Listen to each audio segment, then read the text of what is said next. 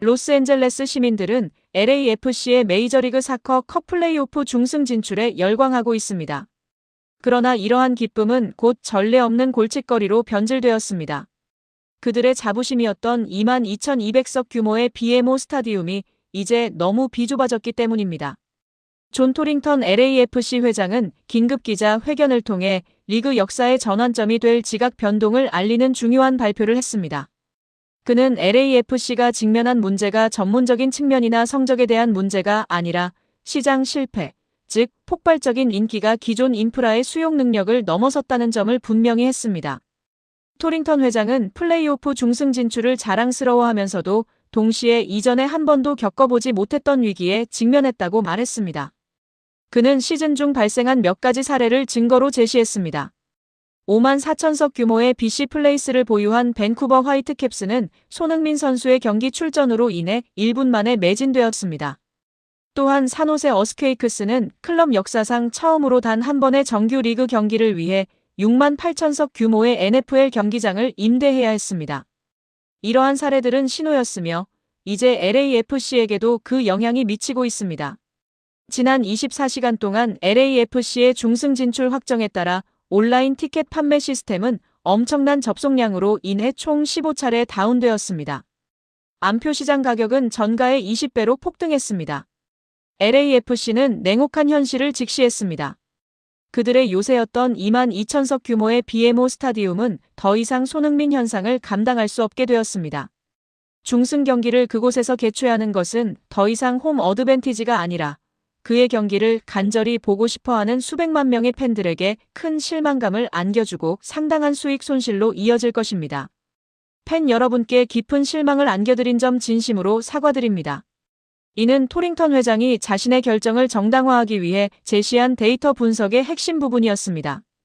그는 단순한 의견이 아닌 반박할 여지가 없는 객관적인 수치를 바탕으로 설명했습니다. 손흥민 선수가 시장에 미친 영향을 보다 명확히 파악하기 위해 미국 최대 스포츠 데이터 분석 기업들과 협력했습니다. 토링턴 회장은 밝혔습니다. 그리고 이는 저희조차도 놀라게 한 수치입니다. MLS 역사상 그 어떤 선수도 심지어 가장 뛰어난 선수들조차 달성하지 못한 기록입니다. 그는 이어서 말했습니다.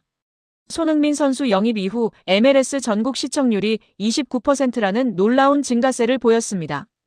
소셜미디어 플랫폼에서 LAFC의 디지털 상호작용 또한 폭발적으로 증가했습니다. 저희 계정만으로도 594% 증가했습니다. 특히 손흥민 선수의 전 세계 유니폼 판매량은 단 몇 달 만에 인터 마이애미의 리오넬 메시 선수와 로스앤젤레스 레이커스의 르브론 제임스 선수를 넘어섰습니다. 저희는 손흥민 선수 영입 후 불과 3개월 만에 미국 내에서 약 1,000만 명에 달하는 직접적인 팬시 시장을 창출했다고 추정합니다. 이는 미국 전체 인구의 약 3%에 해당하는 수치입니다. 이 3%라는 수치는 미디어에 큰 파장을 일으켰습니다. 이는 단순한 칭찬이 아닌 손흥민 선수의 막대한 영향력에 대한 객관적인 증거이며 그를 미국 최고의 스포츠 슈퍼스타들과 동등한 반열에 올려놓는 냉정한 비즈니스 데이터였습니다. 막대한 시장에 대한 반박할 여지 없는 증거를 제시한 후 토링턴 회장은 미쳤지만 반드시 필요했던 그의 역사적인 결정을 발표했습니다. 토링턴 회장은 미국과 같은 거대 국가 인구의 3%에 달하는 잠재 고객을 대상으로 사업을 운영할 때 22,000석 규모의 경기장에서 축구를 진행하는 것은 비즈니스적으로 무책임하며 열정적인 팬들을 모욕하는 행위라고 단호하게 말했습니다. 따라서 저는 공식적으로 발표합니다. LAFC는 MLS컵 플레이오프 중승 경기를 위해 68,500석 규모의 리바이스 디움, NFL 샌프란시스코 49어스의 홈구장에서 개최될 예정입니다. 홈구장 대관 협의를 완료했습니다. 이는 전례 없는 결정이며 메이저리그 사커 역사상 최초로 한 팀이 생사가 걸린 중요한 플레이오프 경기에서 익숙한 홈 어드밴티지를 자발적으로 포기한 사례입니다. 징계나 경기장 보수 때문이 아닌 선수의 높은 인지도로 인해 22만 2천석 규모의 홈구장으로는 더 이상 수용이 불가능해졌기 때문입니다. 이는 전통적인 홈구장의 전술적 이점보다 손흥민의 상업적 가치와 대중적 영향력을 우선시한 전례 없는 결정이며 클럽의 사고방식 전환을 보여주는 사례입니다. 미국 사회에 큰 파장을 일으킨 이 결정은 손흥민의 비범한 재능과 영향력에 대한 찬사로 이어졌습니다. LAFC의 과감하고 비전 있는 결정은 MLS가 슈퍼볼이나 NBA 결승전과 견줄 만한 상업적 가치를 지닌 자산을 보유했음을 공식적으로 인정하는 전환점으로 평가될 것입니다. 토링턴 회장은 이 결정이 큰 도박임을 인정하면서도 손흥민과 같은 월드클래스 수준의 선수에게 걸맞은 무대를 제공해야 할 필요성을 강조했습니다. 손흥민은 불과 3개월 만에 클럽의 역사를 바꾸었을 뿐만 아니라 리그 전체에 긍정적인 변화를 가져왔으며 더 큰 꿈을 꾸도록 독려했습니다. 손흥민은 경기장 위에서의 뛰어난 재능뿐만 아니라 경제적, 사회적 측면에서도 놀라운 성과를 거두고 있습니다. 전문가들과 할리우드 배우들의 반응을 포함하여 미국 국가대표이자 폭스포츠 해설가인 알렉시 랄라스는 손흥민의 영향력에 감탄을 표했습니다. 미국 인구의 3%가 손흥민 선수의 팬이라는 사실은 단순한 축구 현상을 넘어 문화적 현상으로 자리매김했음을 시사합니다. LAFC는 축구 경기 티켓 판매를 넘어 다양한 이벤트를 제공하는 전략을 통해 MLS의 새로운 시대를 열고 있습니다. 유명 코미디 배우이자 LAFC의 구단주 중 한 명인 윌럴은 손흥민 선수의 경기력을 극찬하며 그의 등장과 골 장면마다 경기장 전체가 열광하는 모습을 목격했다고 밝혔습니다. 손흥민 선수의 팬덤 규모에 대한 정확한 통계는 알 수 없지만 LAFC 팬의 100%가 그의 팬임을 확신하며 그의 엄청난 인기에 힘입어 3배나 큰 경기장 대관을 고려해야 하는 상황에 대해 놀라움을 표했습니다. 이는 글로벌 현상이 마땅히 받아야 할 대우임을 보여주는 사례입니다. 돈 가버 MLS 커미셔너는 신중한 태도를 유지하면서도 내부 소식통에 따르면 이번 결정에 깊은 인상을 받았으며 이를 리그를 위한 혁명적이고 대담한 행보로 평가하고 있다고 전해졌습니다. 졸링턴 회장의 경기장 대관 발표는 단순한 경기장 확장이 아닌 손흥민 선수의 영향력을 인정하고 그의 위상에 걸맞은 무대를 제공하고자 하는 MLS의 의지를 보여주는 것입니다.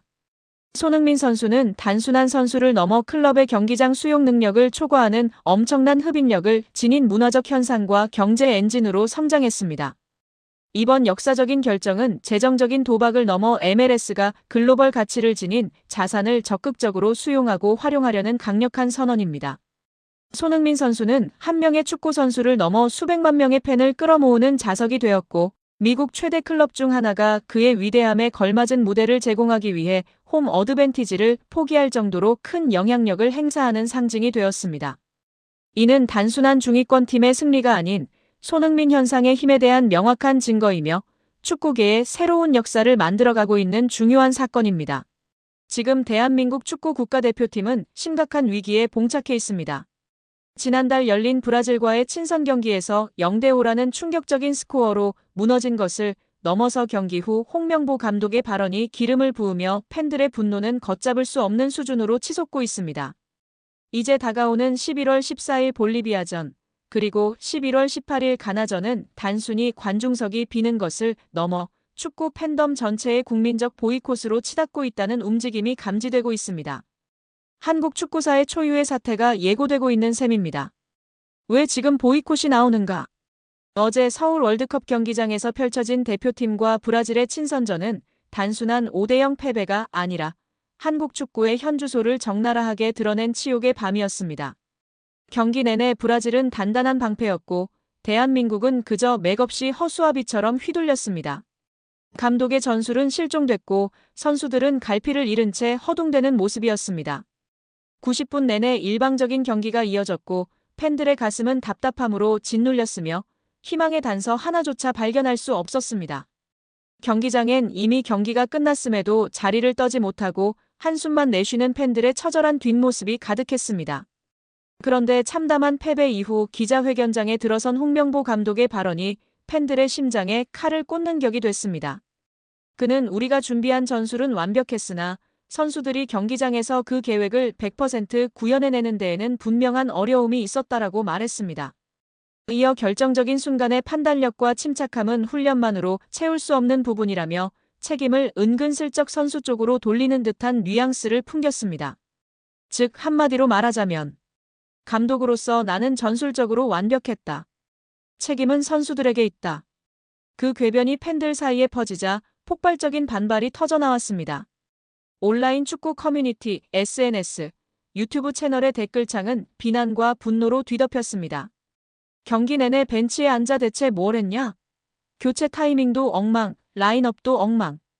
전술적 영향이 단 하나도 없던 감독이 어디 감히 선수 탓을 하나? 이게 국대 감독의 현실인가? 팀 전체의 시스템과 자신의 전술엔 책임이 없고 선수에게만 화살을 돌리다니. 신뢰는 이미 바닥을 쳤고 대표팀을 향한 팬들의 애정은 싸늘하게 식었습니다.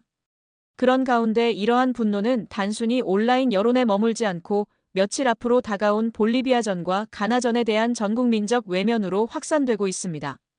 이미 티켓을 구매한 수많은 팬들이 온라인 커뮤니티에 인증글을 올리며 선언하고 있습니다.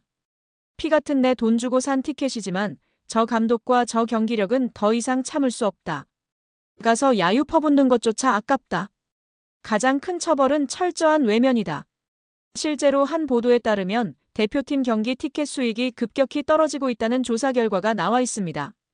매일경제 즉 경기장 빈 좌석 하나하나가 곧 축구협회와 감독의 무능함을 향한 국민의 경고장이라는 댓글들이 수많은 좋아요를 받고 있습니다. TV 중계 시청률 하락, 구단협회에 대한 비판의 목소리까지 나오며 이 보이콧 움직임은 단순한 팬 감정 표출을 넘어 한국 축구의 심각한 위기를 상징하는 사회적 현상으로 변모하고 있습니다. 책임은 어디에 있는가?